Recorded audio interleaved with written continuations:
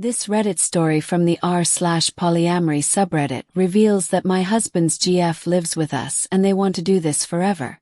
Hi everyone. So my husband, M33, and I, F34, have been together for 12 years and married for 7. We also have a kid who is 2. My husband has been open about the fact that some of his previous relationships were poly, and we have always been open to general ethical non-monogamy. For example, we used to go to romance parties together and other examples. Fast forward to about 6 months ago when a friend of his came to the end of her marriage and quite urgently needed somewhere to stay, so we took her in. That was all well and good at first and they were very close, but so were the 3 of us. There were nights when we all slept in the same bed because she couldn't face sleeping on her own. There were also nights when my husband slept in the bed with her at my suggestion because again she couldn't handle sleeping alone, but I struggled to share a bed with 3 of us just because of space. However, the topic of poly did come up a bit further down the line as a genuine option, and so they started spending every Friday night together, and honestly I was and am genuinely happy with this. This started as a nominally FWB thing but naturally progressed into a relationship. I honestly don't think I have any issue with him seeing her, but the problem I am facing is that they want to live as a 3 forever. Get a bigger house and do this permanently, and I can't tell you why, but I'm really uncomfortable about permanently sharing my space like this. On the other hand, my husband's mental health has always been really bad, but since my meta has lived here and there have been more of us around, it has been a lot better, so I really don't want to take this away from him. Really don't want to. So I have to find some way towards happiness for myself in this. Even though I work from home and they both work out of the house, I never feel like I'm on my own anymore somehow, because wherever I look there are reminders that it's the 3 of us now, so I just feel permanently not at ease in my own home and I don't know how to get past that. Also, she really wants us to move house so that we can have somewhere bigger, but also so that it doesn't feel like our house that she's then living in rather than something we share as equals. And I really don't want to transition to having potentially less time with my husband than I do now. At the moment he's in my bed 4 nights a week, in her bed for 2 nights, and then we share the bed one night, all 3 of us. We bought a bigger bed so we could do this. It has to be said I really like my meta a lot of the time, and one of my hopes is that if she and I work on our relationship and get closer, this will get easier for me. But at the moment I'm losing the home I thought I would grow old in, and I am worried I am losing half my husband. I don't know what I am looking for, but I am so worried right now. Relevant comments. I can't tell you why, but I'm really uncomfortable about permanently sharing my space like this. Not that you need a reason for not having someone else move into your home, but unless I'm reading things wrong, it seems they kind of assumed it'd happen instead of asking how you'd feel about a roommate. This also doesn't seem like a good idea anyways. They've only been together for a short time, so not only would moving not be sound, but she just got out of a marriage. If you're worried about your husband needing to split time between you two, that is a reality of having multiple relationships. Is that something you feel you'd be okay with? Because this all just seemed to happen, and I'm wondering if you ever had the time to truly consider if this is right for you. Response by OP. I'm under a lot of pressure to make this work for me. My husband has not ever been truly happy in a long while, and having both of us around has transformed his mental health. I've expressed my worry that just swapping round which of us is unhappy isn't progress, even acknowledging that I'm not as unhappy as he was. But long term, might I be? But there doesn't seem to be a middle ground he can consider. I'm hoping some support from a poly-friendly therapist will help us to articulate our needs and find a workable middle ground. Comment. Your husband's happiness shouldn't be so dependent on everyone cohabiting tbh. Of course he's happy right now. Him lending a friend a helping hand out of their marriage ended up with him having a live-in girlfriend with his wife's permission. Not that he shouldn't rely on those close to him, I have mental issues myself. But it's not your or your meta's job to keep him well. Especially when it's at the cost of your happiness. A good husband, partner, person would understand that, depressed or not. Also, neither of you should be playing the oppression Olympics. Not the most apt term, but a no.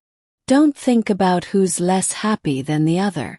Your husband's mental health needs treatment, Not another partner in a complex and unplanned living situation. At the end of the day, it's the home you share with your husband and your child. This should always be a 2 yes, 1 no sort of situation. You have the right to choose who lives with you. Unfortunately, it really seems like you're at an impasse here. Have you made it clear that you're not interested in this to your husband? Response by OP. I have really tried, but he's very clear that this is absolutely what he has needed for a long time. Not just being poly, fine, but also us all living together.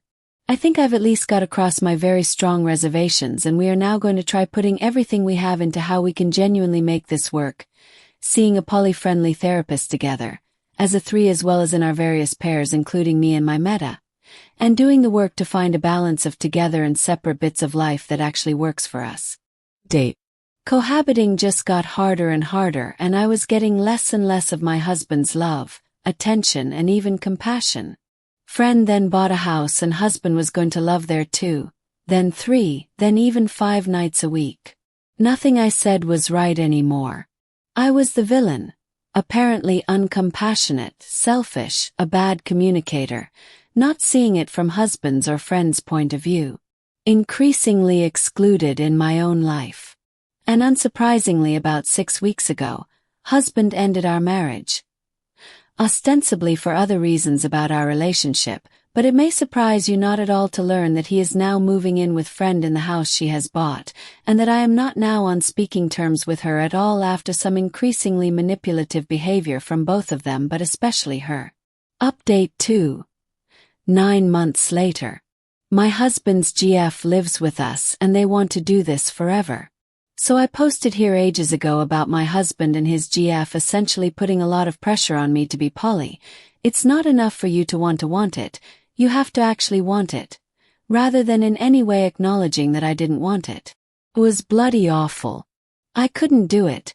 It's not who I am, and no matter how I tried to say that they weren't having it. In the end, my husband broke up with me, ostensibly not because of me not wanting to be poly, but I mean it absolutely was that. His GF is hugely manipulative and had swung him from being deeply in love with me to completely not, and thinking I'm a terrible person within the space of a year. I've got my faults to be sure, but I didn't deserve any of this. I've been doing a lot of work on myself to identify and understand what happened to me and the way they abused and manipulated me. Part of me is also concerned that the GF is also effectively doing the same to my ex, but that's his problem, not mine. I've recently met the GF's monogamous ex, and that's been eye-opening. It feels like she's got a playbook. She's treated her ex badly and did similar to me and debatably to my ex. My ex has also been quite controlling over the years. I'm so much healthier out of this situation, and it's better for me. I'm heartbroken for losing what I thought was a happy marriage, and for being so disillusioned about what I thought we had. This has really pulled the wool from my eyes. And it's awful being away from my very small kids half the time. I'm hyper-vigilant about their welfare, and I'm so worried for them, but they seem to be okay. In short, I have to accept that some of you are happy and healthy in good poly relationships, but if that's not your experience, if it's being used by your partner or their partner to have their cake and eat it, if you're not happy, listen to your gut, to your heart, to your friends. Get out. The sooner you escape, the less I hope you might get hurt. Relevant comments. I'm sorry you were treated that way. Out of curiosity, when folks told you on that post that this wasn't a good idea, and that your situation didn't seem healthy and sustainable, did that help or hurt?